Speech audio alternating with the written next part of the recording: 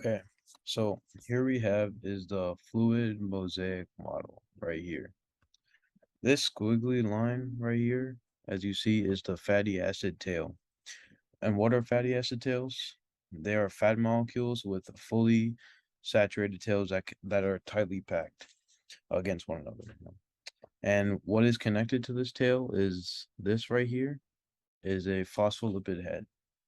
This phospholipid head is the head of the molecule, and it contains a phosphate group, and it is also hydrophilic, and it means that it dissolves in water easily.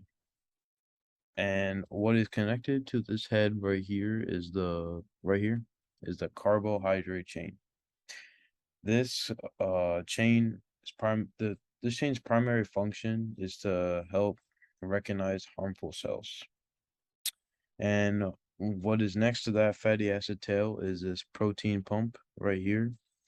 This protein pump uses energy in form of an ATP to move molecules.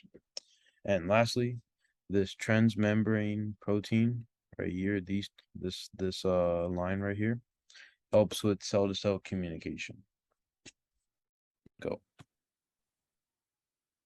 The hydrophilic or water-loving portion of a phospholipid is its head, which contains a negatively charged phospholipid group.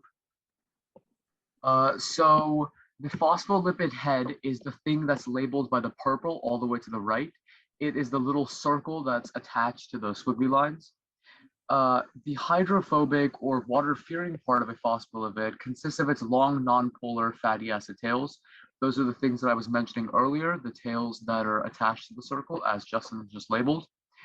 The fatty acid tails can easily interact with other non-polar molecules, but they interact poorly with water. That's because they're non-polar, so anything that's non-polar usually has a hard time interacting with other polar substances like water. So this is the peripheral protein. That would be right over here. And it's the cell membrane allowing them to detach and reattach. That's labeled by the yellow all the way to the top next to the carb chain. A protein channel is a type of transport protein, and it acts like a pore in the membrane that lets water molecules or small ions through quickly. Those would be, those two pairs of proteins. It looks like it has almost like a channel way cutting down the middle.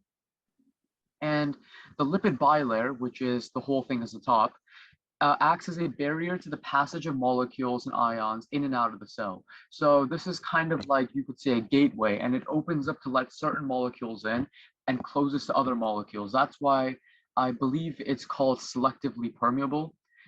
And lastly, this is a cholesterol, which helps for stability. The cholesterol would be almost like these little Z type things that are colored in the dark. They're in between the phospholipid bilayer, and they just help to provide stability to the entire structure. This is the signal transduction. This pathway involves the binding of extracellular signaling molecules. The cell that triggers events inside the cell, it has to like invoke a response.